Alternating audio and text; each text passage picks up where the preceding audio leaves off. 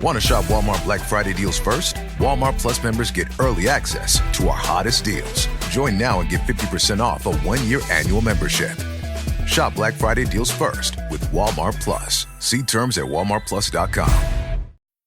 Move your career further, faster in just 2 days with a Harvard Professional and Executive Development Program. Advance your leadership skills, craft smarter business strategies, build your network, and transform how you work and think to keep your career moving forward. You'll earn a certificate and can add Harvard to your resume with Harvard Professional and Executive Development. Learn more at professional.dce.harvard.edu/Spotify. Okay, I have to tell you, I was just looking on eBay where I go for all kinds of things I love, and there it was. That hologram trading card. One of the rarest, the last one I needed for my set. Shiny like the... designer handbag of my dreams. One of a kind. eBay had it, and now everyone's asking, ooh, where'd you get your... windshield wipers. eBay has all the parts that fit my car. No more annoying... just beautiful. Whatever you love, find it on eBay. eBay. Things people love.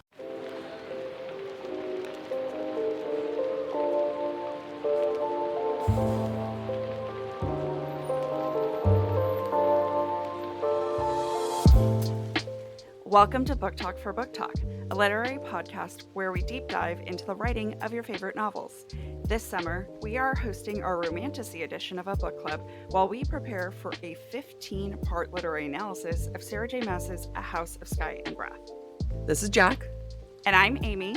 And each week we'll be discussing one book from our Summer Book Club roster. By using our literary analysis background, we'll provide our first blush analysis of each book, as well as discuss listener thoughts.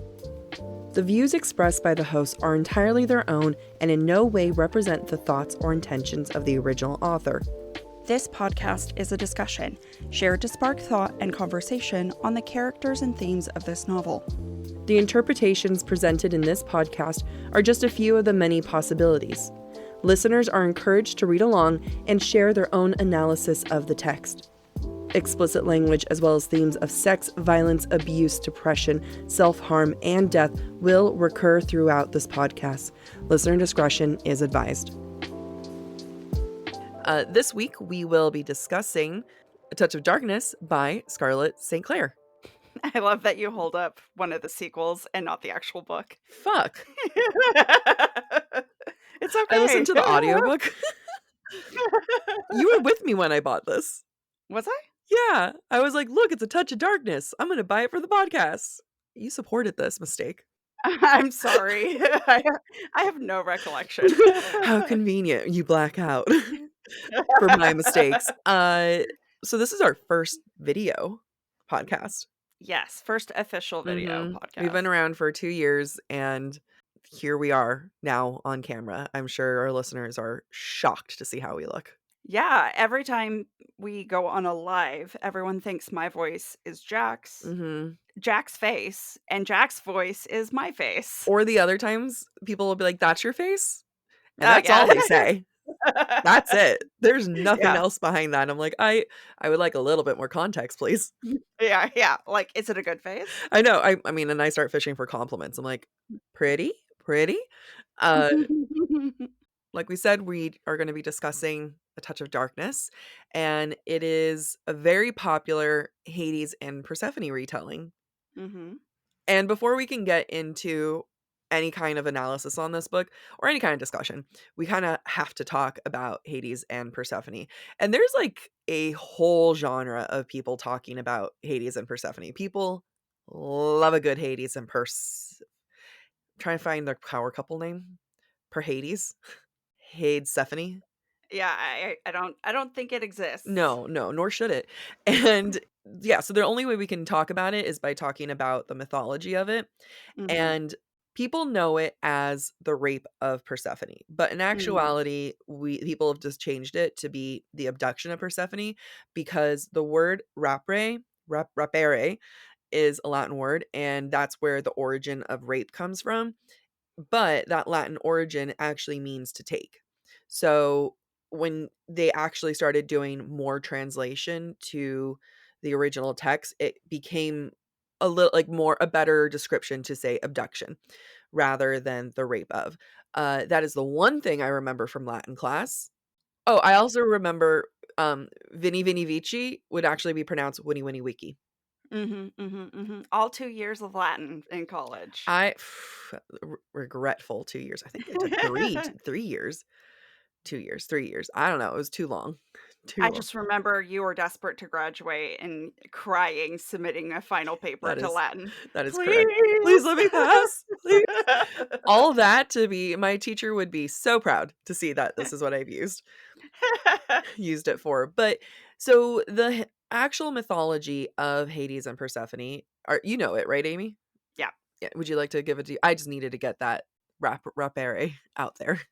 Sure. Hades is the god of the underworld. Persephone is the goddess of spring. She is the daughter of Demeter or Demeter, Mhm, depending on who you are and how you want to pronounce it. I think the correct pronunciation is Demeter, mhm. which I don't like, but that's beside the point. She's the goddess of the harvest. And Hades, I always forget because there's so many different retellings what's accurate, but essentially, Hades sees Persephone, falls in love, takes her to the underworld. Mhm.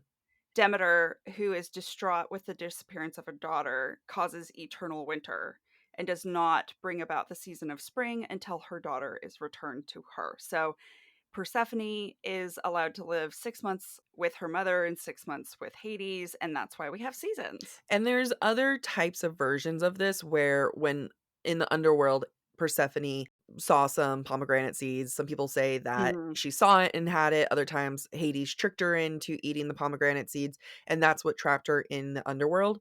Mhm. The most interesting thing that I like about Hades and Persephone is that in the art and sculptures of the time, Hades, and there's not a lot of sculptures of Hades because he is the god of the underworld and Yeah. people wanted nothing to do with that, but they're seen side by side and as Mhm. equals. Yep. And when you have Zeus to compare it to, Right. that is like you're like, "Oh, Nelly, get me a god like that."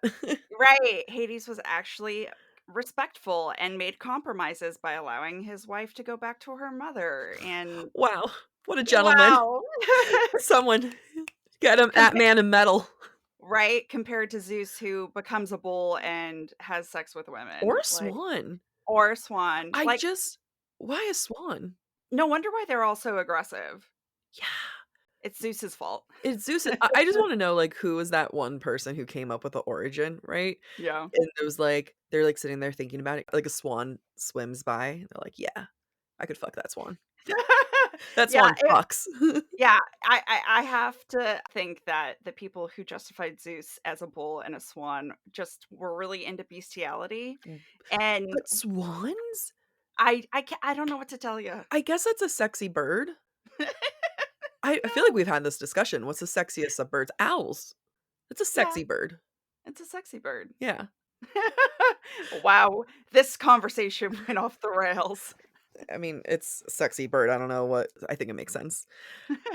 Should we talk about initial thoughts?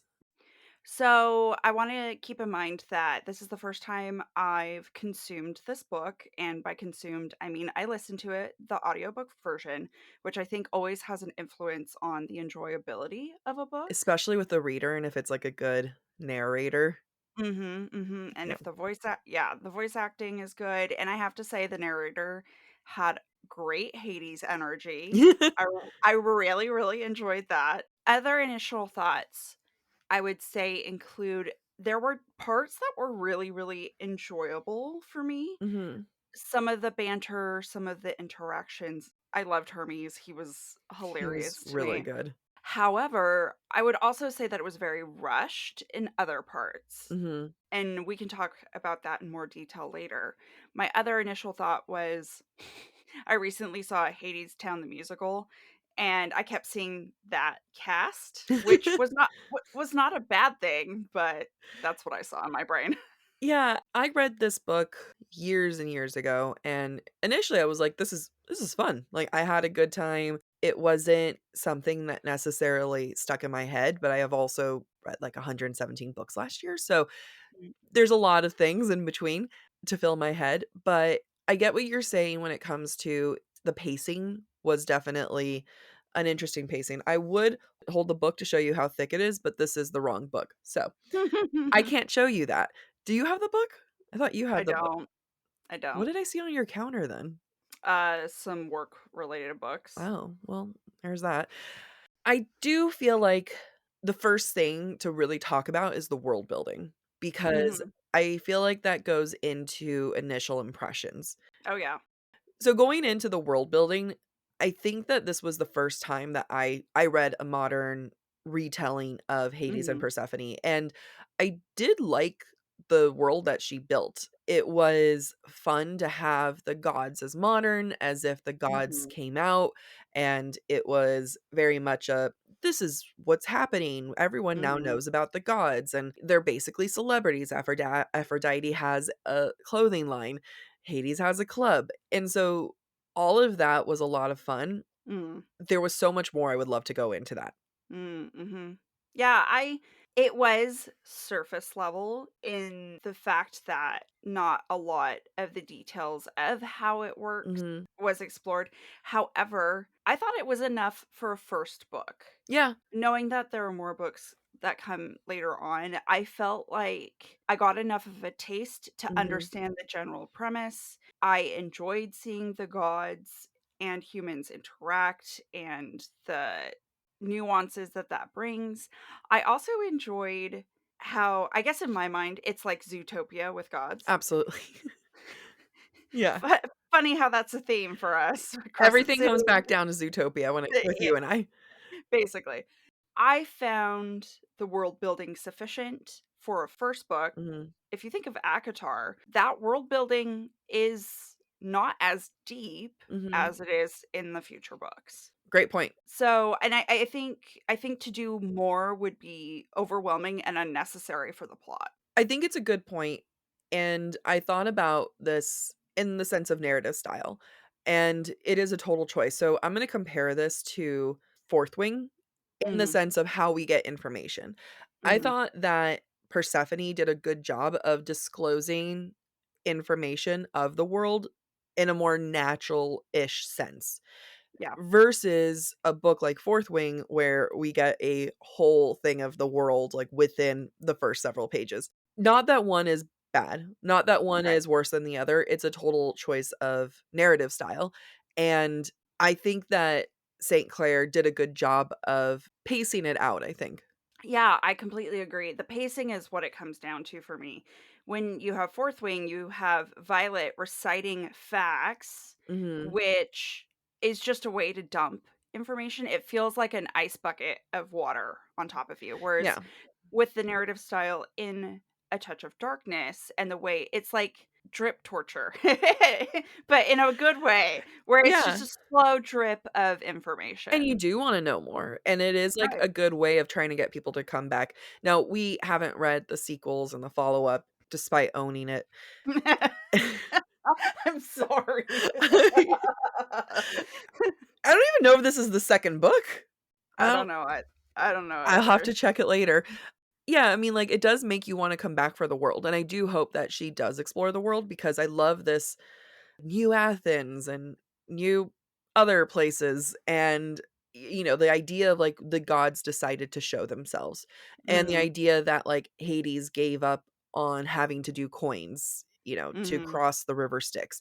There's so many things that they showed, like, "Oh, here are the changes that we made." mhm, And she definitely teed it up for another book, and when reviewing listener thoughts, that was one of the top comments that they liked was the world building. mhm. Yep, yep. I think it's easy to get into. It's easy to digest. Even if you know the bare minimum about Greek mythology, Yeah. you know enough to find this entertaining. And St. Clair does include like the coin thing to Mhm. cross the river Styx. That's not as common knowledge, but it's you're like, "Oh, Yeah. this is a fun fact I didn't even know, and I'm learning about the mythology in the process." I don't consider myself a scholar of Greek mythology. Mhm.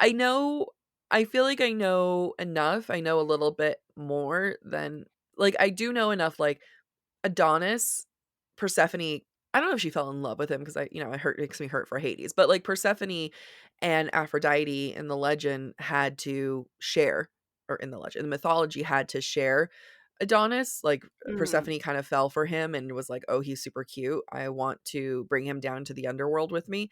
And they had to have joint custody of him. So, or the fact that she had to, like, she ate the seeds, the Right. pomegranate seeds, and at one point she does hold the pomegranate. So, as someone who knows enough to catch those things, I would love to have someone who knows a lot about Greek mythology Mhm. to see if there's more that we missed, because I don't know if she did a surface level, Mhm. because sometimes it Mhm. does feel surface level of, like, here's just a little bit of Wikipedia knowledge that I found, Right. but at the Right. same time, is that just me having that opinion because I have a surface level knowledge? Yeah, that's fair. The extent of my knowledge is also surface level, and the only reason why I know anything beyond the surface is because of the video game Hades, Yeah. which I played and loved. But even I don't know how much of that is accurate, Yeah. right? So, eh. Well, it's I mean, we're not here to do that kind of analysis. That's No, maybe no, no. during a on season or a different season, but Yeah. yeah, that would be one of those if we had a listener who was like, "Hey, super into Greek mythology. Here's all the info. Love to share it. Mhm. Would love to know more about that, but don't have that time." That's not what we're here for. No, I'm not gonna go get a PhD in Greek mythology at this time. Circle back in a couple of years, maybe I will. Kind of continuing on with this idea of the modern retelling, and one of our listeners point out that they really liked the themes of gods being out of touch with humanity and Mhm. their greater purpose to serve. And whether this was St. Clair's purpose or not, I really thought it was a good representation of power systems, government Mhm. Mhm. being in charge, making Mhm. money, and not caring about the people who actually live in that world. Yeah, I agree. I feel like it's a great representation of celebrities in general in our world, as well as government. Mhm. Anybody who basically has enough money to not Yeah. be in touch with the regular people. Oh, yeah, I mean, like, remember the pandemic and there's, like I mean, Mhm. initial days with celebrities being like, "What do I do?" And it's like, "You mean with the home you own and the income you don't have to worry about? I don't know how you're gonna survive." Yeah, yeah. It's super out of touch, and I didn't really think about that, and it is a huge theme. Like, one thing that Mhm. Persephone really goes after with Hades is, "You're out of touch. This isn't Mhm. what goes on." I think it could have been more. I would have liked it to be more. I would have liked Hades to be a little bit more out of touch because Mhm. she was saying, "You're so out of touch," but it's like, "But he's still helping people." And then the argument turned into, "You can do more," which is fair, but I think if you're gonna make that comparison and show people being out of touch, I would have liked him to be more out of touch. Yeah, that's an interesting thought because we know that Persephone starts out with immediate attraction to Hades. Mhm. But what makes her begin to, let's say, love him? Yeah. And I think it is the fact that he does do these secret acts of kindness and doesn't want the accolades for it. And so to take that away, to make him more out of touch, is there even anything to make him Redeemable. redeemable and for, the relationship to initiate? Touche. Touche. And no, and that's a good question. I think it comes down to my question of Hades as a character, Mhm. where he almost was too good. Yeah. And I did like him. I thought his banter was great. I really do like this character. I wasn't sure of the levels and the depths. Like, I'll say, I know people have a lot of romanticized ideas of Reese, but you and I, when we did our analysis of Mist and Fury, we really got into a lot of the mistakes that Reese did Mhm. in Mhm. the Court of Thorns and Roses series, and he was not perfect. He still isn't perfect. No. But at the same time, he did really great things too. And, like, Hades doesn't have to have that large of range. That I'm okay with that. And I understand, Yeah. you know, there needs to be things that she falls in love with more than I don't know, he plays with his dogs. That's enough for me. He threw a ball, Amy. He threw a ball. I was sold. Oh, Shirtless, might I man. add. This is why I'm not straight. This is what happens when you are straight and you're just like, man, and single. You're like, a man can throw a ball for animals? My God, take me now. Where are my pomegranate seeds? I'll eat all of them. Just walk around with seeds next, like looking for hot guys. Be like, I'm with you now. Please take me. This is the sign, right? This is a sign that shows that I'm single. Pomegranate? Anyone? Pomegranate seeds? Fall has officially started here in Los Angeles, and that means we finally get to do fall activities. I have been counting down the days for when I can go to pumpkin patches, maybe even hit up an apple orchard, and I get to do all of it looking super cute in my Quince boyfriend sweater.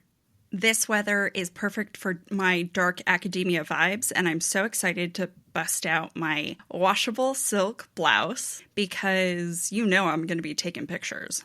Quince is known for their Mongolian cashmere sweaters from $50. And that's not all. Quince has so many other amazing things on their website. All of those items are priced 50 to 80% less than similar brands. That includes leather jackets, cotton cardigans, soft denim. Like my entire fall wardrobe is genuinely turning into Quince wardrobe. By partnering directly with top factories and cutting out the cost of the middleman, we get savings as the customer. One of my favorite parts about Quince is the fact that they only work with factories that use safe, ethical, and responsible manufacturing practices. And they still manage to get premium fabrics and finishes for that, luxury feeling for every item that they have. Get cozy in Quince's high-quality wardrobe essentials. Go to quince.com/booktalk for free shipping on your order and 365-day returns. That's Quince, QUINCE.com/booktalk, BOOKTALK, to get free shipping and 365-day returns. That's quince.com/booktalk. Move your career further, faster in just 2 days with a Harvard Professional and Executive Development Program. Advance your leadership skills, craft smarter business strategies, build your network, and transform how you work and think to keep your career moving forward. You'll earn a certificate and can add Harvard to your resume with Harvard Professional and Executive Development. Learn more at professional.dce.harvard.edu/Spotify. Oh, I forgot what we were talking about. Okay, Hades.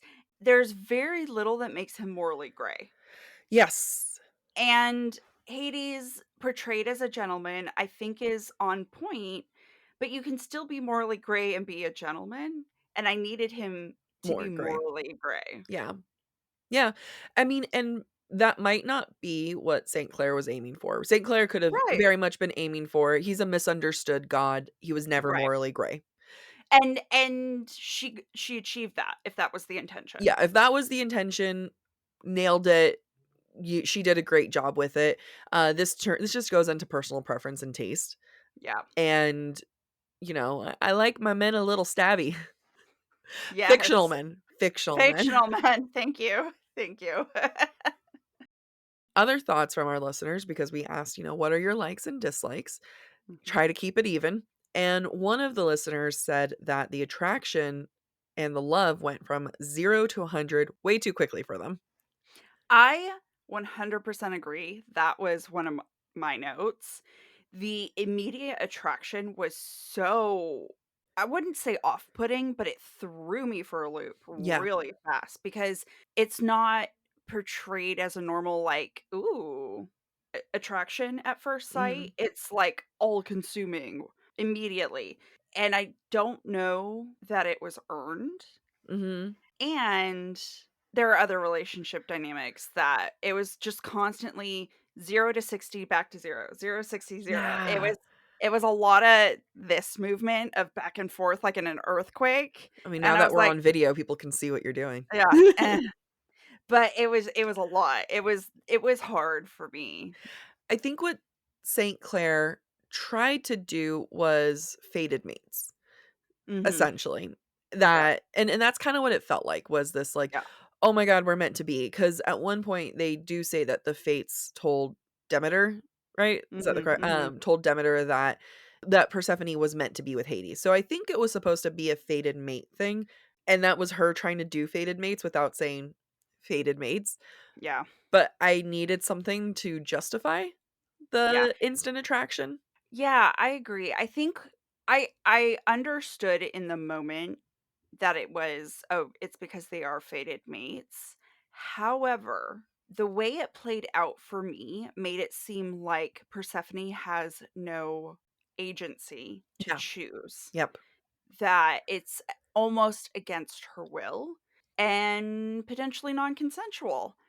Not that I'm saying the sex scenes were non-consensual, but the attraction almost seemed non-consensual. Yeah, and I think that's a really hard fine line when it comes to the whole fated mates trope Mhm. between Mhm. wow, we're meant to be together and do you love them because you love them, or is this whole like you're being pushed together, therefore you're forced to love them and you need things a little bit more earned beyond they're just meant to be together. Right. I think for me, I'm looking at one of my notes that I had was that Hades was so clear in his intentions and his love for her, and she just kept going back and forth of like, is he only being nice to me because he wants the public to really like him? Is the fact that he cares about me actually for this other alternate Mhm. reason?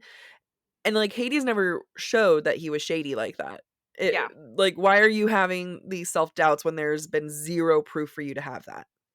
Yeah, I understand where you're coming from, and I know some of our listeners expressed annoyance with Persephone in general. Mhm. I have to remind myself that Persephone is 19. No, she's like 25, I think. She's Oh, finishing up college. She's you're right. You're right. So she's like early she's 20s. grown ass. I mean, not grown ass, but like I'm grown gonna enough. I'm gonna choose to believe her brain is still developing. Okay, okay. I mean, 20-year-olds, early 20s, we are insecure Yeah, as human beings. And so I don't think her lack of logic was unbelievable from my perspective. I expect a 20 something to have yo-yoing thoughts that make no sense whatsoever because I was that person. yeah. So, I don't know. I gave her a little more grace than maybe she was due. Uh, and I gave her none. I think that when I think about Persephone's mistakes, and like you said, that's something that our listeners did comment on was how much they didn't like her thought processes on things. And for me, I think about the Adonis blackmailing aspect and Mhm. her wanting to handle it. Yeah. Now, I could in theory respect that, but her initial way of handling it was to go to her boss and see if it's possible for him to get his job back. Yeah. Babe, you're not handling it, you're letting the blackmail work. Right. She Well, eventually went and handled it.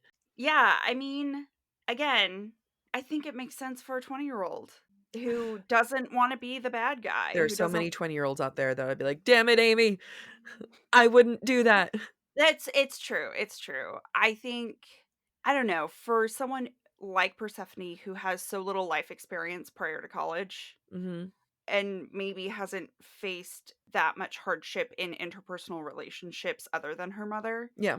maybe she wants to treat every relationship with, I don't know. Like I'm making excuses at this point.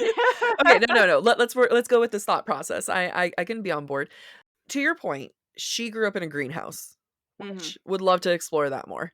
Yeah, I would love to know more about that. Yeah, like, greenhouses are what, set at, like, a temperature of 70 something? It's too warm for you I and can't humid. handle it. Yeah, no, send me to the underworld with Hades. Shade. So, if you do think about it, Persephone was absolutely locked up underneath Mhm. or underneath in the greenhouse. We do know that she's gone to college and she's about to graduate. So, that's at least 4 years of socialization. It also shows that she does have a best friend, so she is able to make connections, but when we do meet Persephone, she's never been in a relationship and she only has Mhm. one friend. So, Mhm. I think it is fair to say that she's still working through her trauma, of Mhm. not being allowed to make friends and not being allowed to do anything, and she's very pacifying to her mother. She doesn't wanna ruffle her mom's feathers, she doesn't want to do anything that would make her go back to the greenhouse, Yeah. and I can see where that history of wanting to comply Mhm. would then lead to complying with Adonis initially. Right, because in some ways he has become a stand-in for her mother. Yeah. The way he treats her is the way her mother treats her. So the Mhm. pacification seems realistic given how Persephone has pacified her mother her whole life. Think of it this way as well. If she only has one friend and it's her best friend who is infatuated with Adonis, Mhm. to what extent does Persephone not to want to disappoint her best friend because Adonis will go and tell her best friend, "Oh Yeah. my god, it is all Persephone's fault that it's this Yep. situation," and she risks the only relationship that she has. And that is such a human thing of not wanting to upset a friend if they don't agree, like, without realizing, "Oh, I don't like this person, but I don't wanna upset someone because Mhm. they like them." Yeah, I personally would have liked to see the friends outraged when it comes to finding out that Adonis spiked their drinks.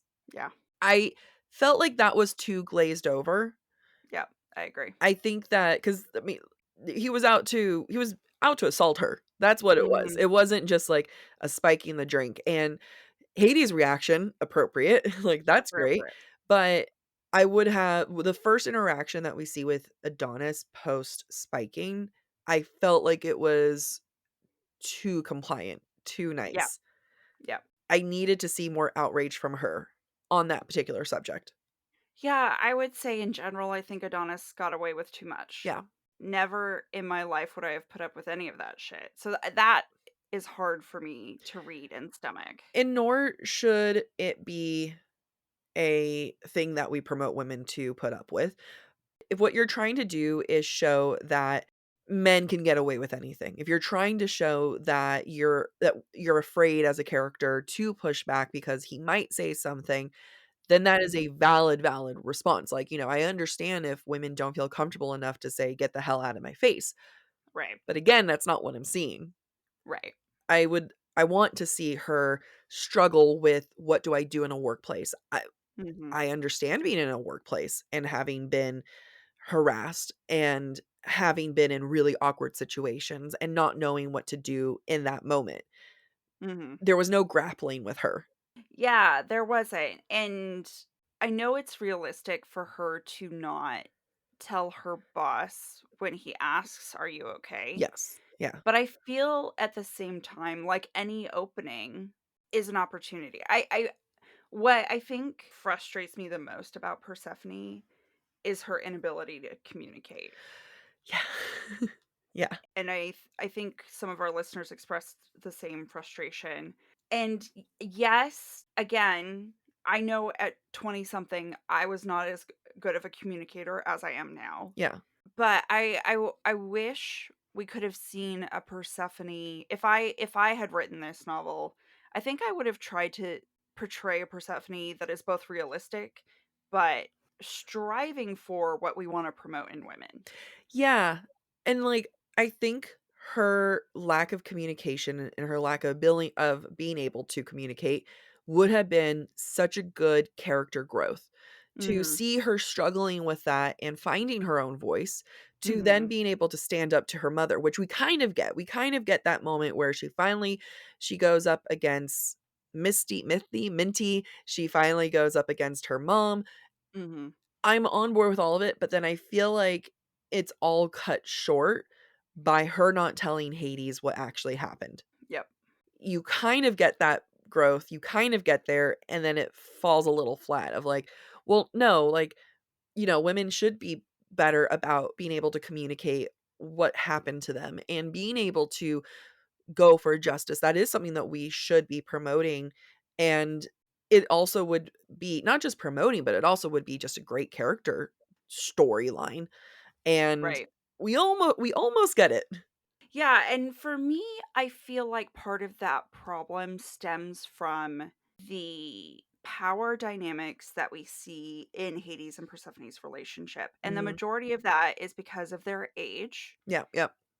and his status as a god, a known god, while she's trying to hide her identity. Yeah. And it creates this really uncomfortable stratification between the two of them that I think feeds into a lot of Persephone's actions, which I don't like. Yeah. I feel like Persephone spends a lot of time trying to look like a big girl to Hades, Yeah. and that influences all her choices to not talk to him rather than St. Clair choosing to show vulnerability in her character, Persephone, and allowing Hades and Persephone to grow closer through that vulnerability. Yeah.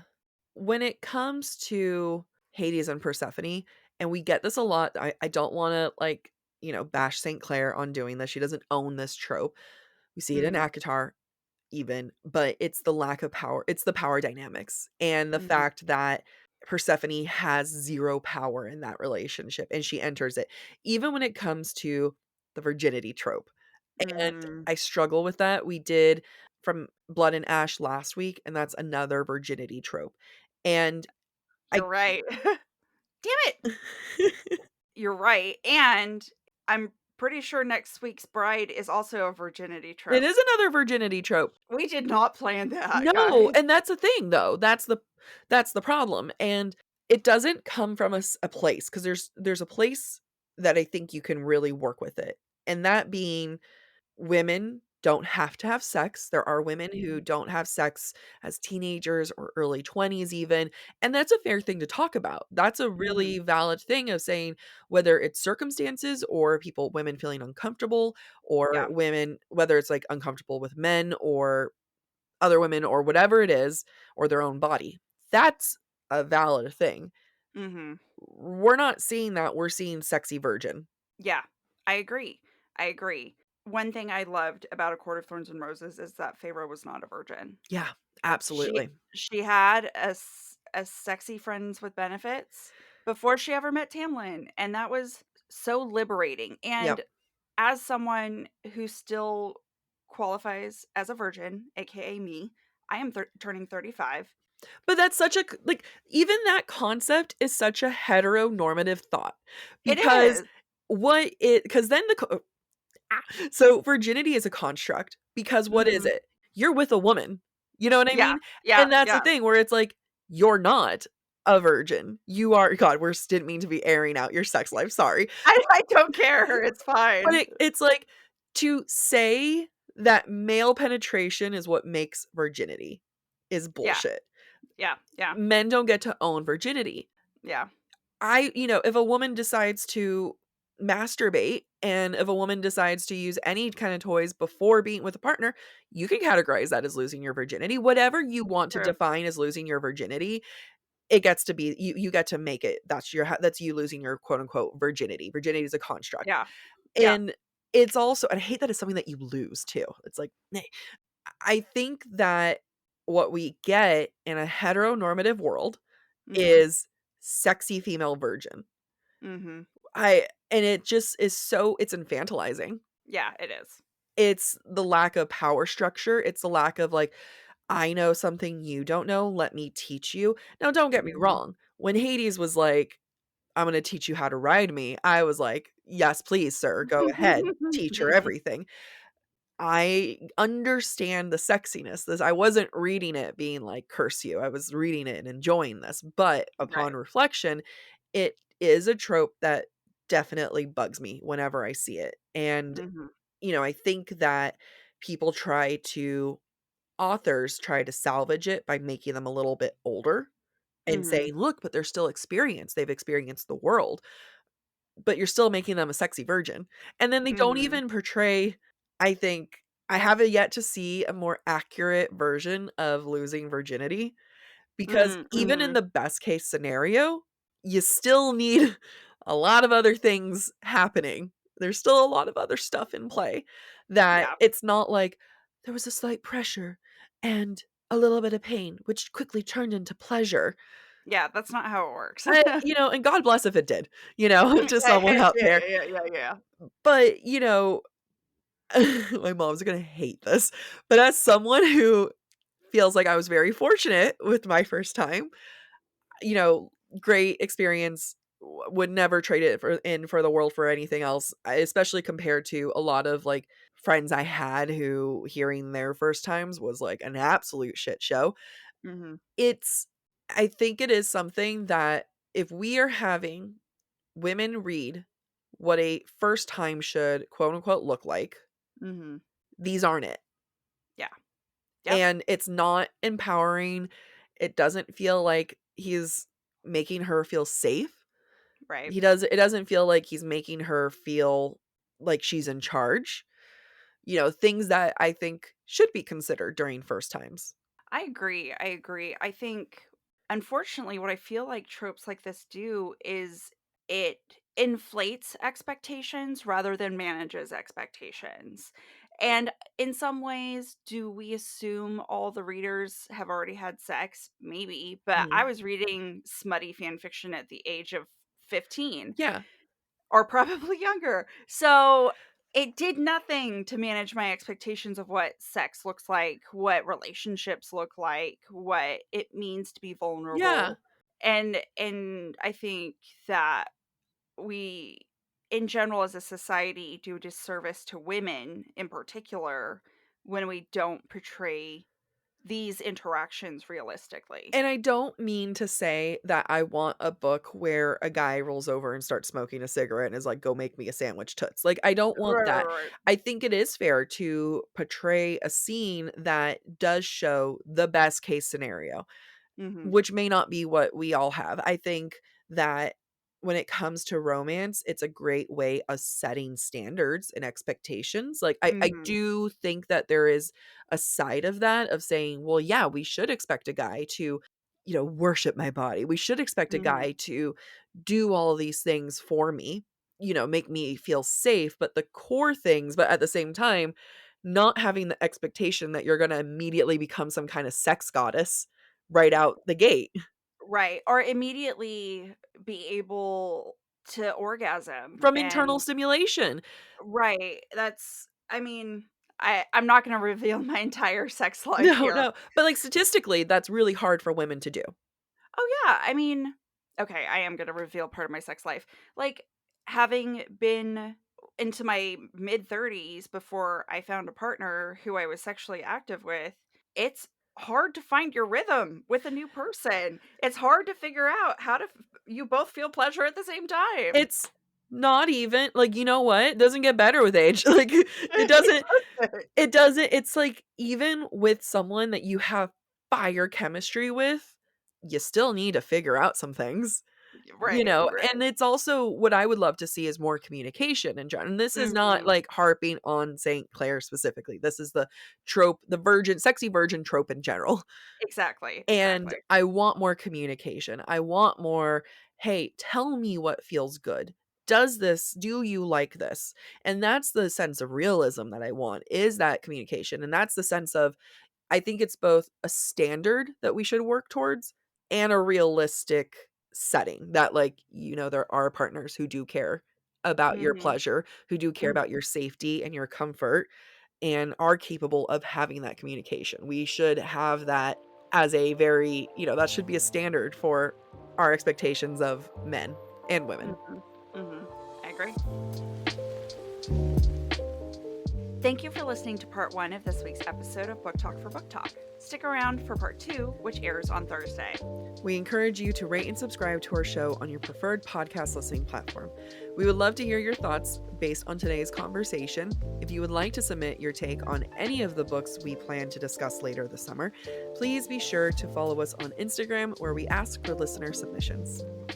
If you are enjoying the podcast, please visit our website, booktalkforbooktalk.com, to view our latest merch and learn about supporting the show through Patreon, Ko-Fi, or Venmo. You can also follow us on TikTok or Instagram at the handle booktalkforbooktalk. Bye. Bye. Fuck. No cursing.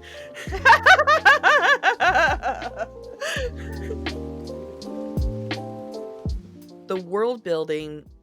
Sorry, I just saw a bra that I thought I was wearing. Huh. Sorry, that was... What? I had no idea.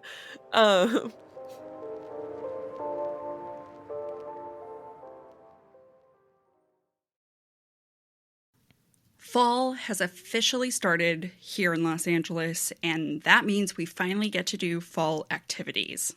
I have been counting down the days for when I can go to pumpkin patches, maybe even hit up an apple orchard, and I get to do all of it looking super cute in my Quince boyfriend sweater. This weather is perfect for my dark academia vibes, and I'm so excited to bust out my washable silk blouse because you know I'm going to be taking pictures. Quince is known for their Mongolian cashmere sweaters from $50. And that's not all. Quince has so many other amazing things on their website. All of those items are priced 50 to 80% less than similar brands. That includes leather jackets, cotton cardigans, soft denim. Like, my entire fall wardrobe is genuinely turning into Quince wardrobe. By partnering directly with top factories and cutting out the cost of the middleman, we get savings as the customer. One of my favorite parts about Quince is the fact that they only work with factories that use safe, ethical, and responsible manufacturing practices. And they still manage to get premium fabrics and finishes for that, luxury feeling for every item that they have. Get cozy in Quince's high-quality wardrobe essentials. Go to quince.com/booktalk for free shipping on your order and 365-day returns. That's Quince, QUINCE.com/booktalk, BOOKTALK, to get free shipping and 365-day returns. That's quince.com/booktalk.